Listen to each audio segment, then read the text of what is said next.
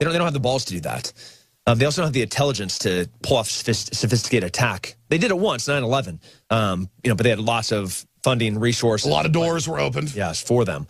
Now they have to decentralize, execute at their convenience, and that's going to be the unarmed. That's going to be the women, the children, the journalists, gay nightclubs, soft, easy targets. That is such a cowardly target. They know there's no guns allowed with liquors being served, and they pick a bunch of gay people to go kill. Yeah. The groups they know aren't going to have guns. You can't. Why has the media told gays you're supposed to talk with a lisp and have a gun and be a wimp? I mean, why have they told you this is your identity? Why?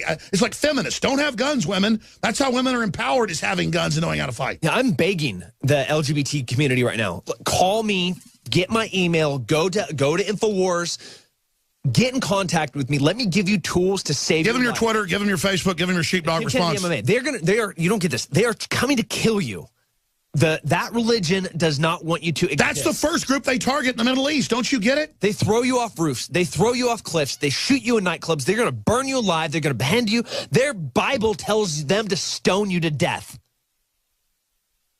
And they follow it. Fight for your life. Okay? You cannot, I get it. But here's the deal. Don't blame us. Don't blame gun owners and myself. I mean, we didn't do this. My arms are wide open saying, I will give you every resource I have to save your life, but you got to come to me. You got to come to us.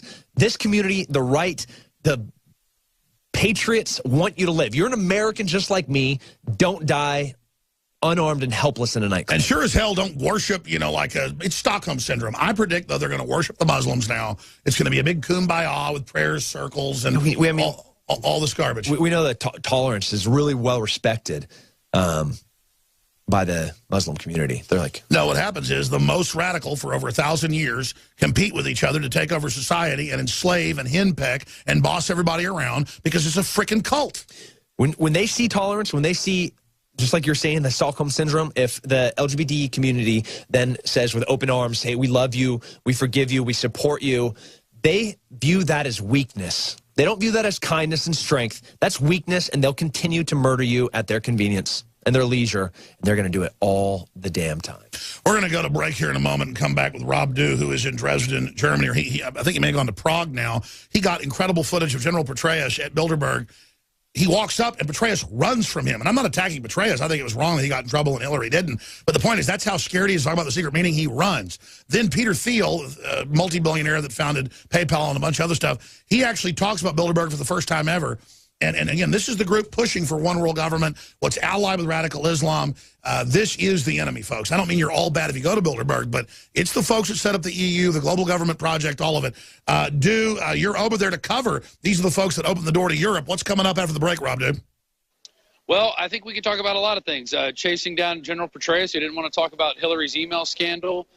Peter Thiel actually confronted James A. Johnson here at the of the festivities at Bilderberg. But right now, Alex, I just want to show you, here's what's looking like in Prague in the Old Town Square. We are live in Prague, Czech Republic right now. It's about an hour and a half from Dresden. This is where we're flying out tomorrow. A bit of a cheaper ticket, but this is the Old Town Square. Amazing place. These people built this stuff to last. There's a celestial clock just around the corner. Well, they also built it to withstand Islamic invasion. They also built it to withstand Islamic invasion. They were bad.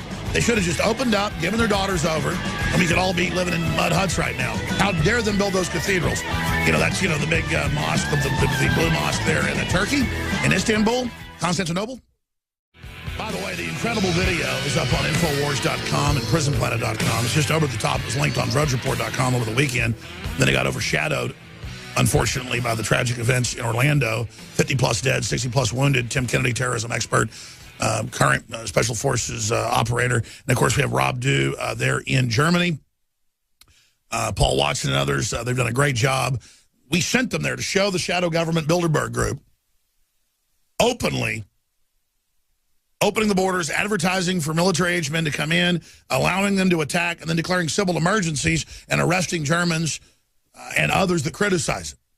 The only country not going along with this is, to a certain extent, Switzerland, and now the UK is trying to leave.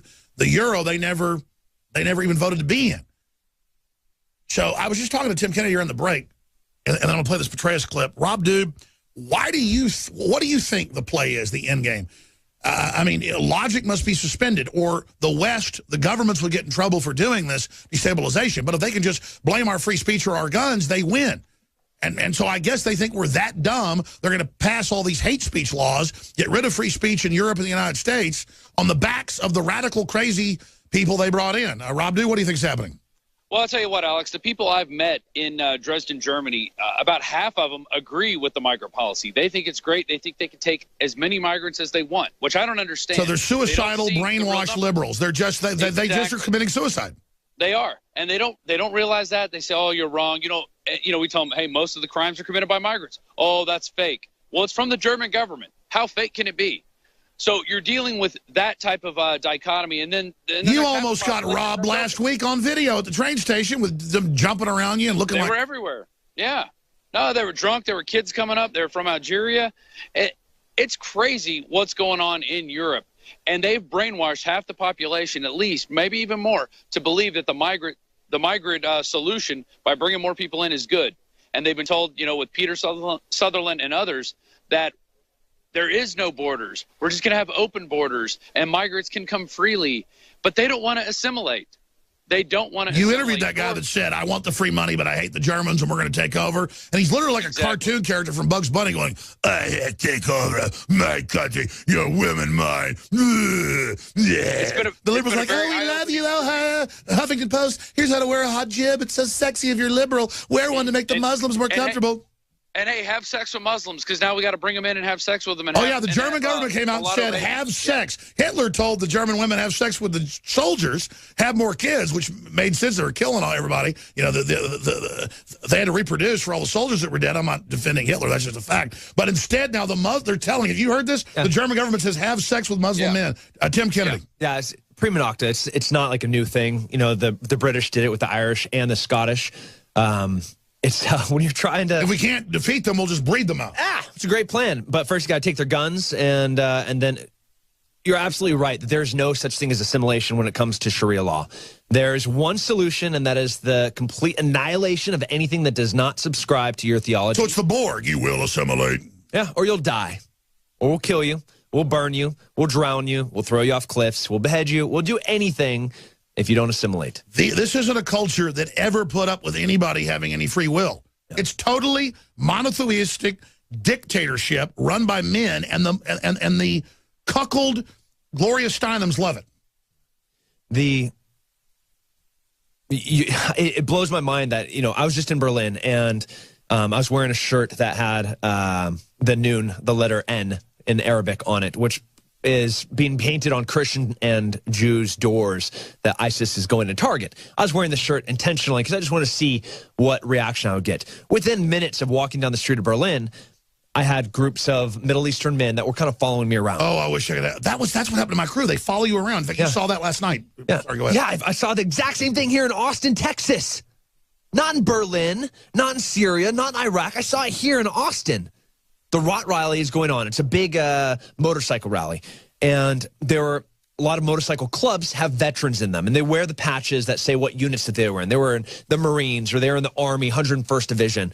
They deployed to Iraq. They deployed to Afghanistan. Well, these groups of Middle Easterners here in Austin, Texas, were kind of posturing and following these veteran groups around, passive-aggressively kind of trying to intimidate these guys, letting them know, hey, we know that you guys went and killed some of our friends, but it's not going to happen anymore because we're here now. And I was like, shaved heads, beards, white shirts, their wives or girlfriends or whoever were with them in their burqas just about a block away. Could see them, and I saw that they're together because they're looking.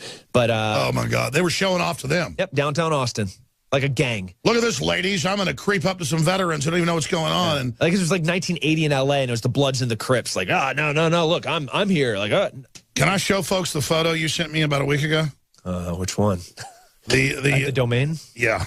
Here. Is that okay? Yeah, it's fine. Here, document cam shot for TV viewers. This is exactly what I saw at the domain a few weeks ago, and I also saw this at Barton Creek, where I've been going since I was a little kid when I visit my grandparents. And folks, the thing is, they're wearing burqas, they're wearing hijabs, they're bugging their eyes out at you. They're literally setting up and having picnics out there, just like it's the Middle East or whatever. at the middle of the mall. And I'm nothing against these poor people other than the fact that they literally are in a cult and think I should submit. And this is just everywhere. Yeah, look at the age. So the significance of this picture, not that I was downtown Austin at a really swanky outdoor mall type place, the age of them, right? They're all somewhere between their 20s and 30s. That is prime fighting age. Where are their husbands? Did anybody see them? No? I was about to say, that's what happened. I'd turn one corner and the women would all have to wait. They're not allowed to even walk around. And then I'd see the groups of men. They've all kind of adopted kind of gangster culture, like a weird mutation. So this guy's going, yeah, and then meanwhile, the women are all over here. And it's just like, what the hell? Yeah, we have to start understanding, you know, it is a unique culture. They do things differently. They speak differently. When I say they speak, they're speaking English oftentimes now, but they communicate in ways that, you know, just like the Ebonics in 1980s of the Bloods and the Crips, unless you're part of the gang task force, you couldn't understand what they were talking about. So what was the point? This stalking the veterans at the Rot Rally, was this just counting coups, showing off for the ladies? It was one of two things. It was either to try to test resolve, you know, if you posture and to see what a response is, and maybe even had something kicked off, had their women video it. And but the point is, I've lived here my whole life. There's like Muslims everywhere now in full outfits. In Austin, the center of Central Texas. And I've read phase 2, once their numbers get high enough, then they all start wearing it. They're getting us ready. Once we don't submit, once we don't assimilate, they kill us. So I mean, did these vets notice what was happening to them? The vets they're enjoying the Rot Rally. They're drinking. I don't drink ever in public. I'm always armed, and you know, and you're not supposed to drink when you're carrying. So, you know, I was just watching these guys from behind as they were posturing against these vets, and I was like, I'll shoot these guys in the back if this actually kicks off. You know, not in a fight. Like if they have weapons, yeah. If something pulls something out, they're gonna get buried right there. The veterans were just kind of trying to enjoy themselves. They're just like, hey, we're downtown Austin on 6th Street, you know, with our motorcycles, having a great time. What were you down there for, a movie premiere or something? Another TV show that's going to be coming out, and I was promoting it. Man, you are so busy. Yeah. I love the fact you work even more than I do. Most people look at me, sometimes I work like 18 hours a day. They're like, why do you do this? It's like, I can't help it. It's like, there's so much stuff to cover and do. Rob, dude, we're going to break in a moment. All I can say is get ready for a big bonus. I hope people buy some products at InfoWarsStore.com so I can afford it. We've got a lot of new products out there at InfoWarsLife.com that fund the whole operation. But Living Defense only came in once back during December and was so popular, its Parasite Cleanse, that it sold out in 2 days. We ordered 3 times the number. It took us 6 months to get it because it's got 27 ingredients. And to pass California standards to be totally clean, it's hard to get those 27 ingredients and have them be totally organic. Well, we finally got it together. We have a supply of this, but it's selling out in the next few days.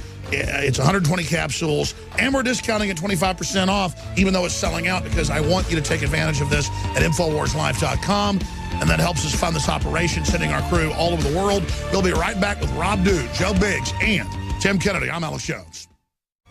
Wow, a lot of crazy stuff going on here behind the scenes.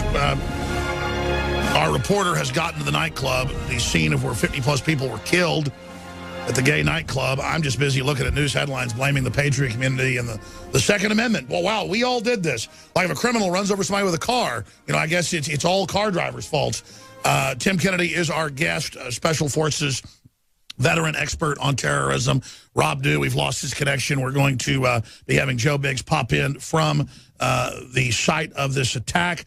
And again, even the FBI is on the news saying they're expecting more attacks, that this is part of these radicalized groups out there taking action. Other points we haven't made while we're getting Joe Biggs on the line, other points, Tim Kennedy, that you'd like to relay to folks. I appreciate you coming in on short notice on Sunday. So when a terrorist attack first goes down, or I go overseas and I take down a target, the information, what we call BIT, battlefield interrogation techniques, it's the most important bit of information that you're going to get, you know, like in a kidnapping. Those first few minutes, so vital. So right now, what the FBI and the CIA is doing, they're scrubbing his phone. He died, unfortunately, so we can't interrogate him. They're going to his family. They're going to his friends. They're going to every single person he's talked to in the past 5-6 days, his Twitter feed, his Facebook feed, and those are live, active investigations, right? Every single one of those, you can, like, think of it like a threat of a virus, like a if they're weeds and the seeds had just pollinated and they're flying. They're trying to catch every single one of those because there are little bits of information that